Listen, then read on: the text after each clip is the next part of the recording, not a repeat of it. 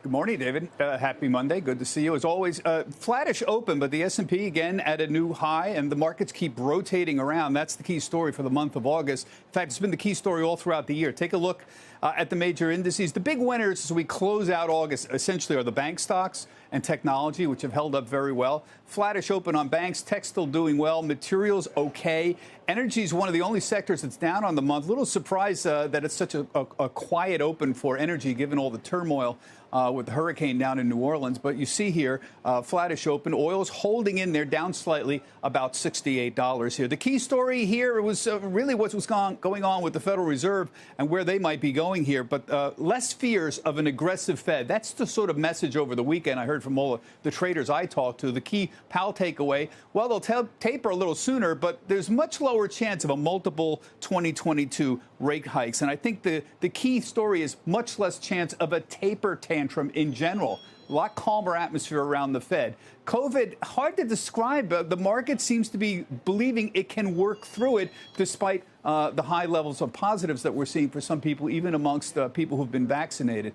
Earnings are still rising. In fact, the estimates are rising for the third and fourth quarters still, and most traders believe they're still too low. And we have record margins, over 13% for the S&P. That's a historic record, and that is why the S&P is at a new high. Earnings still rising, belief that the earnings need to go even higher, and margins are at a record. It doesn't get any better than that for the earnings. The biggest influence on what the Fed is going to do September 22nd, it's going to be that jobs report. And you see what the numbers are here. The estimate's 750,000. You see July, we had over 900.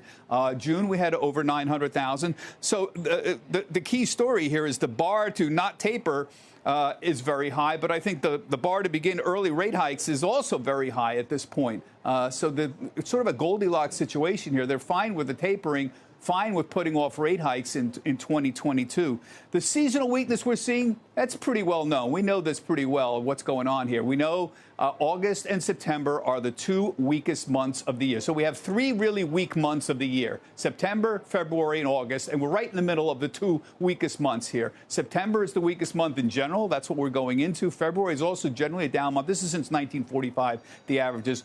August is actually a flattish month, but believe it or not, that's the third worst month of the year. Even when you get into October, the numbers are a lot better. So in terms of where we are, in terms of the key indexes, David, I just want to show you this. The S&P 500 so far this month, neck and neck with small caps. Small caps have been outperforming the S&P a little bit. That's certainly a very, very good sign because that's very sensitive to the economy overall. Growth is slightly outperforming value. That has been the story all throughout the year. Value was a big player earlier in the year. David, largely flattish in the last few months. We'll keep an eye on that. But that rotation story, the main story for the S&P. Back to you. Yeah, interesting seeing growth outperform there. Bob, thank you.